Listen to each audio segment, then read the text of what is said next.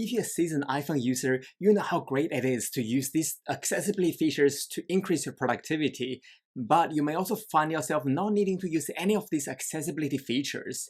In that case, this next app is going to do more productivity boost for you, and that is the Shortcut app.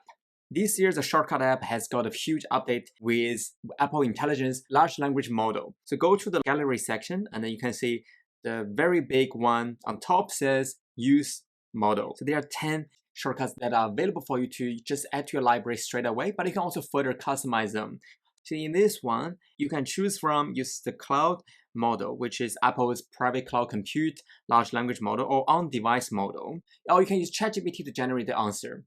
Apple gives us many icons to assign to each shortcut, like this new Apple Intelligence icon. In fact, there are 118 new icons you can choose. And this is a new section called variable. I have counted every single one of them and find this 118 shortcuts.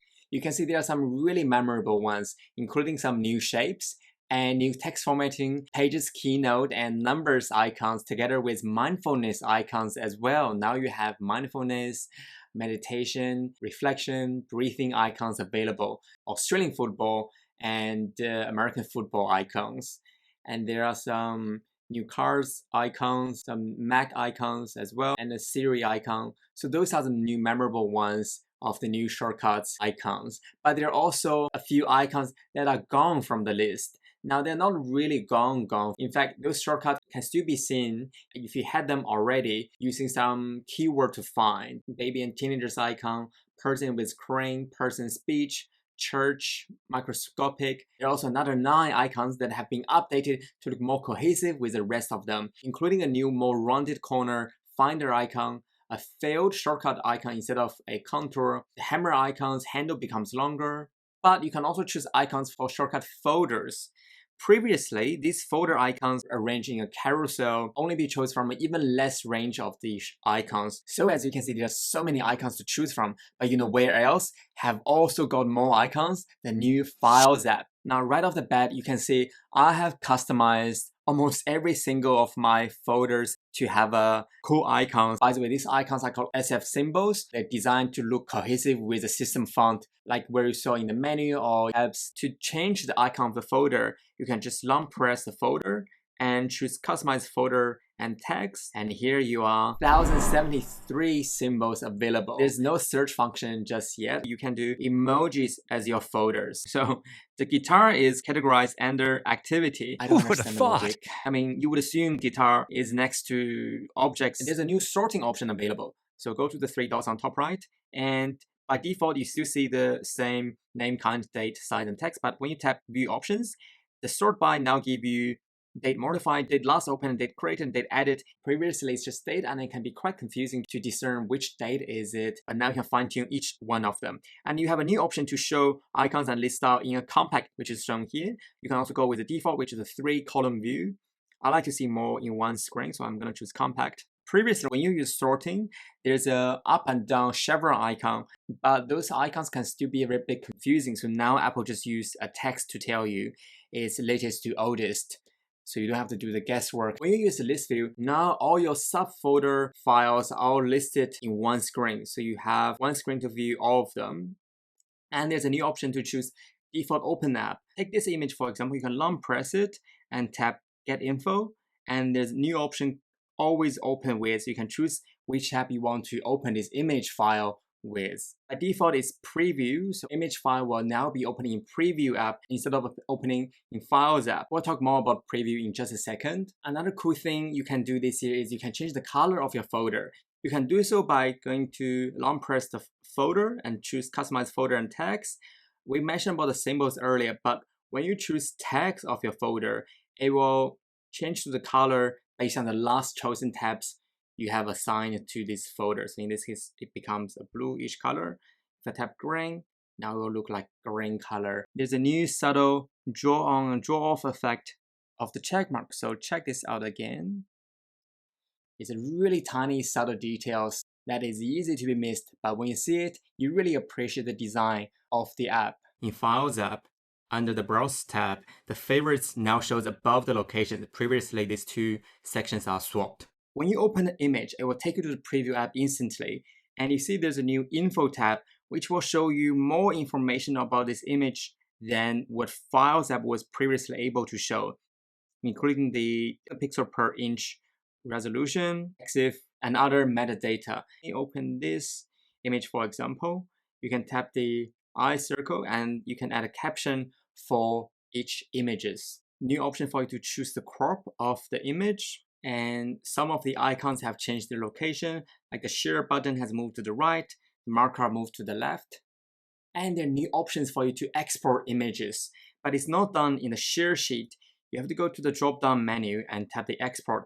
And this export menu only appears in the preview app, not in the Files app. So now you have more options to export your image, including JPEG 3000, PNG, PDF, TIFF, and you can customize the size with 10 different levels for each one of them. You have more options to customize PDF, including PDF-A, archive option, create a linearized PDF, embedded text, optimize image for screen, or save images as JPEG options. Now, previously, to convert from an image to PDF, you have to use the print feature, and it's quite a few steps, but now just in one location. And you can also fine-tune your steps by going to the three dots menu on the top right and adjust the size of the image, or including the resolution, like the pixel density. And if you made a mistake, you can redo and undo. Also the option to remove background as always.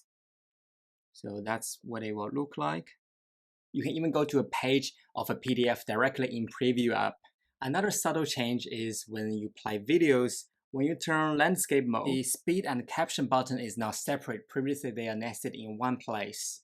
When you first select the Preview app, it looks like a loop object on a background. If I change to light background, and it's still really hard to see, but there's a subtle text on the screen that can probably see. It's very hard to see, but that text, if you wonder what it says 10x preview. Small Easter egg, Apple's icon design. The same 10x preview icon is also appearing on the macOS preview app as well, in case you wonder, both in the current Sequoia version and the Tahoe version. And you know what else has this kind of small text in their app icon that you can never see unless you use a loop? It's the Mail app. First, the Mail app icon now has a very subtle text, Apple Park, California, 95014 on it. Streamline the design between the Mac version of the Mail app and the iOS version of the Mail app. The summarize icon powered by Apple Intelligence is more colorful. There's a new label updated just now, an unread mail count, under the mail header, and it's a lot easier and simpler to view the sender email address now, just by tapping on the sender name, and you can see the sender email address pops up. But it's not just a simple UI change with the Mail app. This year, powered by Apple Intelligence, Apple Pay can now see the order emails known as the order tracking feature in the Wallet app.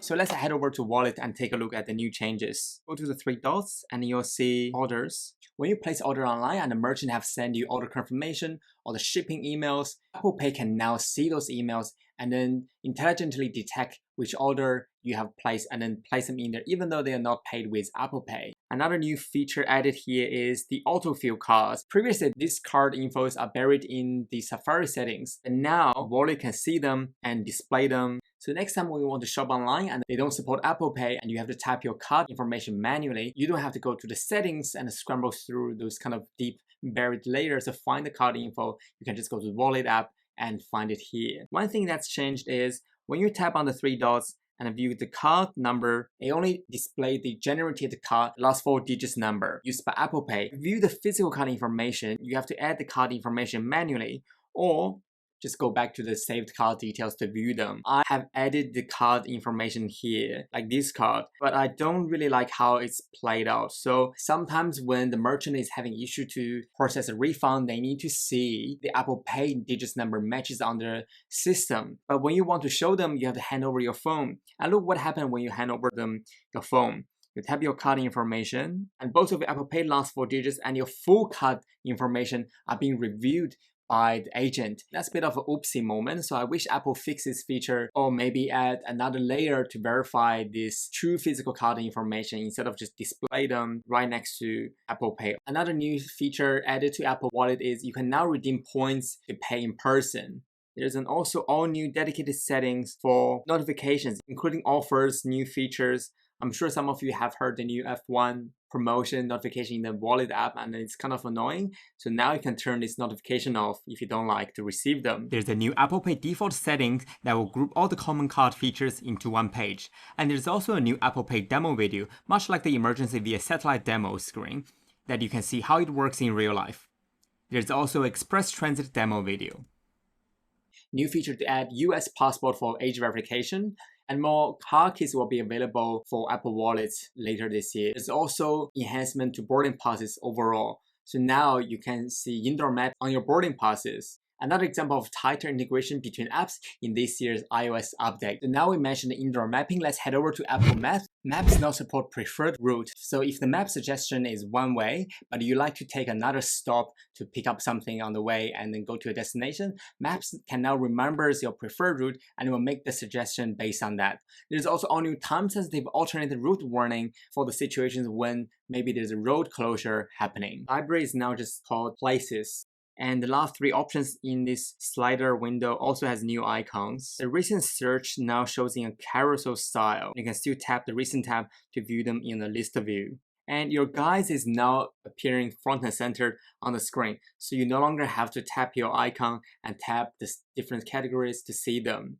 But you can no longer make reviews on Apple Map platforms. Instead, now all the reviews are pulled from third-party companies like TripAdvisor, Yelp, or other apps. Maps now also shows places you have visited.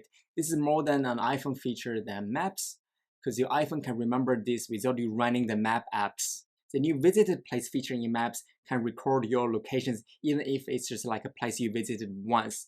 And it's end-to-end encrypted. Not Apple can even read your locations. And one of the most used apps with Maps is CarPlay. CarPlay got some noticeable changes and update this year. I'll use one sentence to introduce you all the new features. Imagine you are driving to the airport with a new flight stats live activity showing on the dashboard as you open a podcast thanks to the widget function coming down from CarPlay Ultra. When one of your pinned chat sends you a long message, but you don't have time to reply, you just use the new tapback feature to give a thumbs up, and you take a CarPlay screenshot to remind you to review this message later. But because of the new large text feature, one screen can't fit all the message, so you take 2 screenshots when the call from your friend at the airport shows up in a compact view. And speaking of screenshots, remember when Apple introduced visual intelligence by long pressing the camera control button? It is a bit harder to teach the elders to understand all the different gestures of the camera control buttons to utilize this feature. So now visual intelligence can be triggered just via screenshots. Let's take this website for example. I'm gonna take a screenshot. Right off the bat, you see familiar features coming back, like the ask to ask ChatGPT or image search using Google. So when you tap on that, it will show similar images identified by Google, like Google Lens. And the first result is pretty accurate. It's exactly the same website I was browsing from, but it also gave me other locations that may have also featured this image or other places. And you can do all of them all without leaving the screenshot. And you can do lasso to circle a portion of them to find the image source using this feature. Let's head over to settings, and you'll see a new screen capture function being added under the general section. Now you can choose between full screen preview or turn it off, which will take a screenshot but put it into the bottom left corner like before, or you can turn on full screen preview, which will instantly open up the preview window of the screenshots, and you can save it or dismiss that. You can turn on automatic visual lookup to have the screenshots automatically detect what's on the image. You can also turn on HDR screenshot as well. This is a really cool feature. So many times when we screenshot a video with HDR content or HDR images, the result is regular SDR images. They may not be truly representing what we saw before. Now you can have the HDR screenshots representing what you truly saw back in the moment. And speaking of image intelligence, there's another place that you can have fun with it, and that is Image Playground. So let's have a look at what has changed in Image Playground. First, there are new styles added into Image Playground. The first one is Gemoji. Now you can create Gemojis by mixing and matching emojis. I'm going to show this heart eye emoji and a tongue out emoji. Let's see what it does. You can use yourself as an emoji. So previously you can only create image by yourself. Now you can mix yourself with an emoji. So I'm gonna tap myself in there as well. And let's see what I look like. That looks pretty funky. All right, so I'm gonna say add to emoji. And then when you added that into your emoji keyboard, you can then use that in other supported apps. So I'm gonna say, I'm not very happy with the clothing. It looks a bit too serious. So I'm gonna change that to a, let's say, sparkly tank top. And that's another new change added to this year's image playground, that you can now describe Jamoji with clothing styles. Ah, that's very fun. Very funny. I don't know if you had issue like me. I have dreadlocks. Last year, it was very hard to detect my dreadlocks, but this year you can customize your appearance. Now you can add different hairstyles into your image generation. So you can choose between hairstyles here, even bald, and facial hair with full beard, goatee, or mustache, and eyewear with sunglasses or prescription glasses. You can even add additional details to further kind of pre-configure what your appearance is like, to use that as the foundation to generate emojis without giving prompts every single time. Next, you can also see there are new ChatGPT styles here as well. When you enable ChatGPT, you get 6 additional styles. Any style, oil painting, watercolor, vector, anime, and print. So that's a change of image playground, which now renamed to just playground. And the icon has also changed to reflect the Apple Intelligence logo. There's another app that you can call the image playground feature that you may not realize, and that is the freeform app. In the freeform, few of the UI icons has been reshuffled. Like the view option is now nested just in the 3 dots menu, and the attachments now include all the things you can add in there, including image playground. There's a new freeform help menu. Some of you who doesn't use freeform may not need to use this, but for those who use it, this will be a very useful menu. So that's a quick change of the freeform. And joined by Freeform, Notes app also gained the capability to call out image generation Jamoji right in the keyboard. Go to emoji, and there's a Jamoji button right here. And it will be inserted as if it's a normal emoji character. But if you want just regular image generation, you can go to the attachment and describe your images here. We have seen some markup capability in lock screen, but markup is most powerful in Notes app. This year, there's a brand new calligraphy pen called the Read Pen. When you tap on it again, there are different stroke angles to choose from for more traditional calligraphy experience. And right. But there are more features added into markup. There's a new lock hue function. So when you have hue locked, instead of having 3 control things changing individually, lock hue will change them simultaneously. You probably also noticed this new secret tool called HDR Boost. What HDR Boost does is, when you write anything with the HDR tool, it will increase the brightness of your markup. So let's try insert a picture. I was quite inspired by the new App Store icon. It reminds me of 3 ice cream sticks overlaying each other. And choose the Read Pen and use the new HDR Boost to give it 100% brightness. You can tell when I go off editing mode, it becomes like a normal yellowish color. A new change to the animation style. So when you tap on the check mark, there's a new check mark draw on animation, and when you tap it again, there's a subtle dim off animation. Another change coming to the notes. Now the notes count is displayed under the header of each note you have. So for this one, you can see it also displays how many notes and folders nested in there. Inside the note, there's a new function. If you scroll on this new toolbar, you will see a new function to move up or move down an item line by line. Another exciting feature coming to Notes is now you can export your notes into Markdown. Just tap the share sheet and there's new Markdown option. Another cool change coming to Notes is a new math note supporting 3D graph. So here I have this 3D graph. You can generate by going to the end of your text and go to the drop down menu, swipe up and say insert 3D graph. It will generate that for you. So I can make this bigger and it will draw this really cool 3D graph. And there are 2 new icons for 2D and 3D graphs.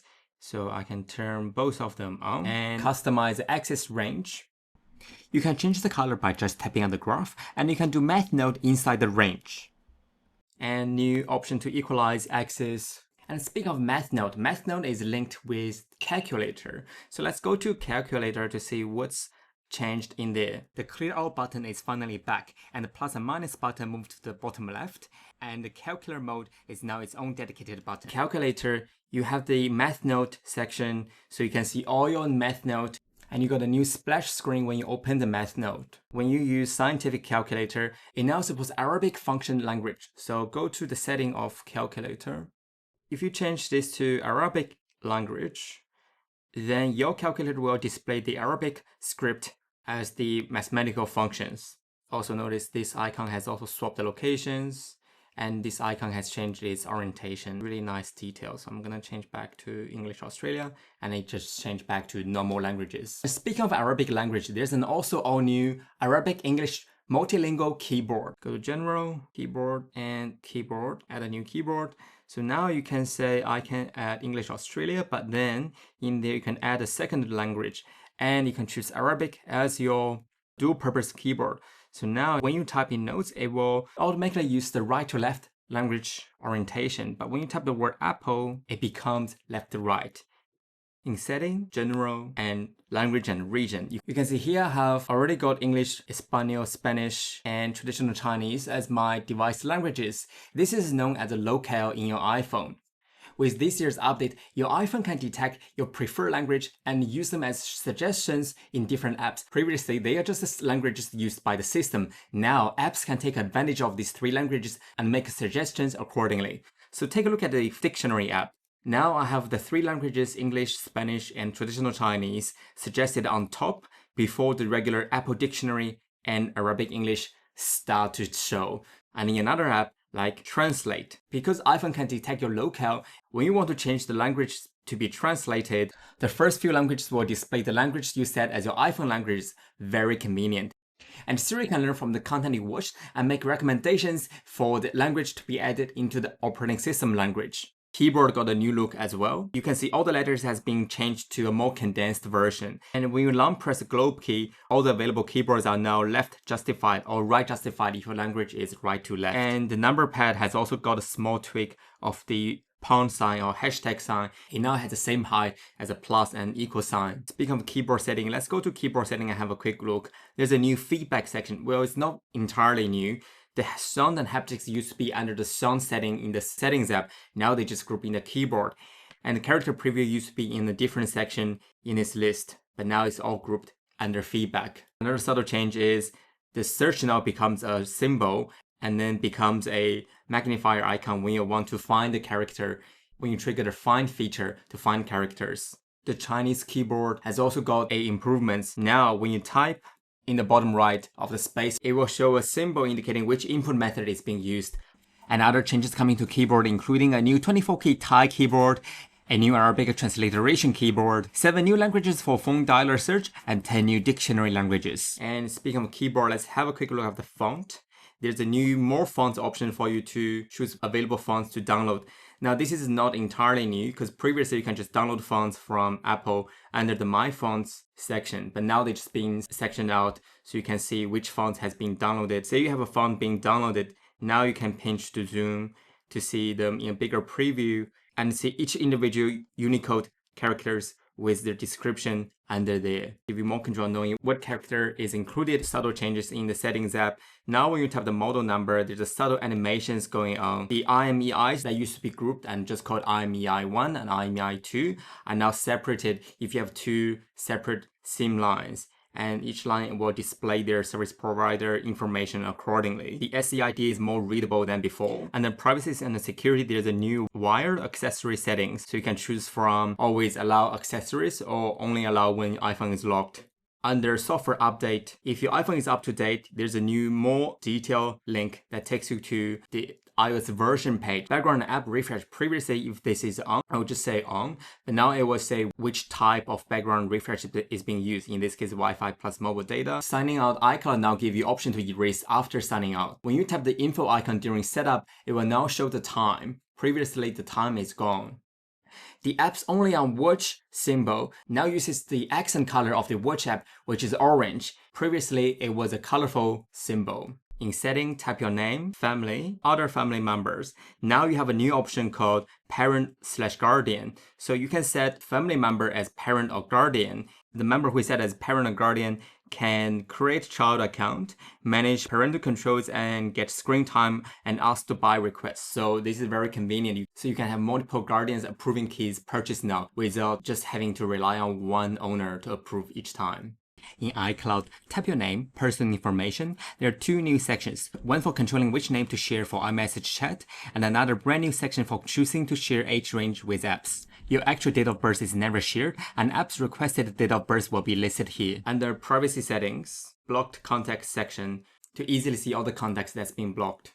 New iCloud Drive cellular data toggle. You can now transfer eSIM from Android during setup. The speed and caption button is now separate. Previously, they are nested in one place. The headers are now title cased. Previously, they were all capped. The language and the region, the bottom text, the sample time has now changed from 1234 to just 941. And that is a very small change of time. But speaking of time, let's head over to calendar. When you add a new reminder via calendar, the sections here has shuffled a little bit, but now you can add URLs directly from the reminder first page. Previously, you have to tap the detail page to add the URL. And speaking of the detail page, the icon has now become more muted and some of the orders has changed. Like the flag and priorities are now grouped together. Assign reminder function. So I just create this new reminder. I haven't collaborated with anyone, so you can still assign to people. Presumably this is for collaborated reminders. And there are more alternative calendars. And don't mean the settings app, go to the calendar app settings. So go to apps and find calendar. And in there you will find alternate calendars. Now there are 14 alternate calendars. Previously there were only 4. And that makes total sense why there are more new languages added into this year's Hello screen, because now they are more present in the operating system. And speaking of reminder, let's take a look at what changed in the reminder app. Right off the bat, you can see the pinned reminder lists are more colorful and the icon has changed a little bit. The add reminder icon that used to be there now moved to the bottom right. The add reminder list now moved to the top. And speaking of list, there's a new auto categorize function powered by Apple Intelligence. When you long press a reminder, the flag option is now on the top. There's a new control center unit for reminders. So now you can add reminders directly from the control center. And when you long press, you can choose which list you want to add it to. You can also add this widget to lock screen and action button. And there's a new animation when you check a reminder, like a subtle iris. And you probably notice this new icon. This is set time zone for your reminders. You can change this in setting, and here you will see the option to choose time zone. You can choose to set manually or select time zone in the list here as well. So let's say I'm viewing a website and I want to share this reminder. So now you can tap reminder and you can see there are suggestions based on these Safari URLs, but you can also see you can add multiple reminders from one share sheet. So it's a really cool way to utilize this feature. For example, if you have a recipe to cook for and there are many ingredients in this list, you can now just add all of them in one go. While we're in Safari, let's take a deeper look on what's changing in Safari. The content goes edge to edge on the Safari screen, and the share button is now nested under the 3 dots. If you're someone who, like me, who doesn't like to tap twice to get one thing done, well, you can do so by long press and slide right to the share sheet to trigger the share menu with a tap and tap again. When you share a website, under the subtle options menu, there's a new reader PDF option in addition to the PDF. Speaking of the share menu, now you can see there's an add bookmark and add bookmark 2. The add bookmark is brand new. Now, previously there's add bookmark, but the previous version add bookmark is now called add bookmark 2, which is add bookmark to a bookmark folder to organize your bookmarks. The new add bookmark is a new function that will add a top list bookmark. So if we go to bookmark section, now you see in addition to the favorite and your bookmark folder, there's a new section just for bookmarks, and you can organize them by compact, or you can organize them with a large list, and you can show folder on top or not. So if you tap no folder on top, it will just display the bookmark first. But if you tap show folders on top, it will show the bookmark folder and then your individual bookmark list. And you can still sort them by the date and the names and address. In the reading list and history view, the 3 dots menu would behave accordingly. There's a new recently saved section under there as well, and advanced fingerprinting protection coming to all Safari browsing. you can arrange your tabs. This function is now just under the Alt tabs menu. And when you're in Alt tabs and go back and you go all the way to the opposite corner, and you will see arrange tabs by names and by title. And speaking of bookmark, let's take a quick look at what has changed in the Books app. Books app icon has got changed. It no longer just features a contour of a book, but a more realistic book. And when you open the Book app, it also features the same dynamic tab bar view. When you have an audiobook that's been playing, as you scroll, the audio play bar shuffles to the top. And the Books widget icon has also updated accordingly. The collections in the library view has now moved to its dedicated button. And you may not know, but Books app is the only one among podcasts, Apple Music, and books that features a rewind button, like this one, 15 seconds. Your one might be 30 seconds, depends on your setting. And speaking of podcasts, let's take a quick look at what changed in the podcast. Podcast icon also changed. Now it shows this kind of more layered style icon. And when you play a podcast, it now has 3 times the speed option. Now it might not look like it got a 3 times speed, but if you scrub on this playback scrubber, it will show the 3 times speed, 0.5 all the way to 3 times with 0.1 incrementally. Enhanced dialogue also came to podcast. For those of you who listen to music podcasts, this will be a really good feature so you can hear the host more clearly. Also a dot appearing when you turn on enhanced dialogue. And after you finish the change, you can save customized setting for this podcast. The playlist function also changed a little bit. Now when you tap the transcription, the chapter is always on top. Previously, it's only on the playlist section. Another cool feature linked with AirPods is if you listen to podcasts and music wearing AirPods and fall asleep, AirPods will pause the media when they detect when you fall asleep. When you're in standby mode and you want to do an edit, tap on the edit mode, tap the plus. The search button is now just located to the left side. Previously, it spans across the whole screen.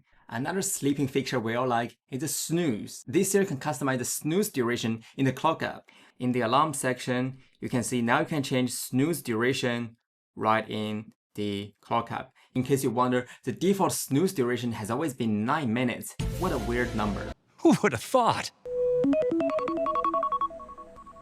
New clock app icon has changed from circle to a more rounded rectangle. And you know another app that has also got a shape shift? That is a password app. Password app used to have 3 keys that has the same shape. Now all the keys have distinctive look. And not only the keys have shape shifted, the background color of password app has also remained dark in both light and dark mode. Interestingly, the translator has gone from dark into light. There's a new export data to another app function under 3 dots menu. And add new shared group has got its own distinctive icon. Speaking of shared groups, they now all have a folder icon or folder with a person indicating it's a shared folder. In password, each category will now display the count for each category under the header. And the search button's placeholder text will adapt to the category you search. When you're filling the password, they now have a type on animation, but there are also more changes that happens to the password app. After you change to a new password, you can see the history that's in there. And sometimes we think the password is changed, but it's not. And then because the password is being overridden, we don't know what's the password before. In those cases, the history feature will save those passwords so you always know what has been used. And you know another app also added a history function, the journal app. In the journal app, now there's a new landing page and you can reorder the places and insights as well. You can see there's a new recently deleted folder which will collect all the deleted journals, so you no longer need to worry about accidentally deleting a journal. You can also create different journals. I know this sounds confusing, so the journals we refer to is journal entries, but the new journals is kind of like a book function. You can create different books to collect different entries of your journals. And you can also choose many SF symbols as well. For example, I can create a dream journal. So this journal will just be collecting all my dream entries instead of mixed with all the other regular entries I may have typed.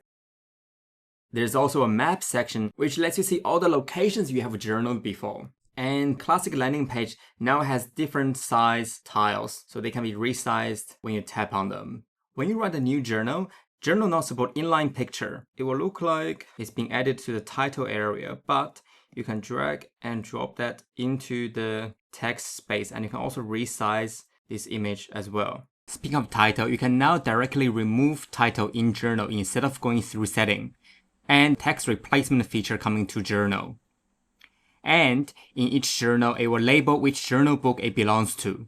There's also markup function as well. So join by notes the new Read pen. You have all the markup pen tools available, and you also have the new HDR boost pen as well. There's also two-finger tap to select gesture supported in Journal, so you can tap and hold on the screen and swipe down. This way we'll select multiple journals, so you can easily group them to different journal books or bookmark them. There's also a new export journal function, which will export all the entries in this journal into HTML or JSON format. And tap yes, I say keep both. Then you can go to the file, go to iCloud. There should be a new journal folder added, and you will see all the journals that's been exported. When you search different journal books, the search bar will display each journal book name. The journal widget now uses a plus button to adapt to both adding the prompt or starting an empty entry. Go to journal setting, notification, swipe up and tap custom notification and tap manage schedule.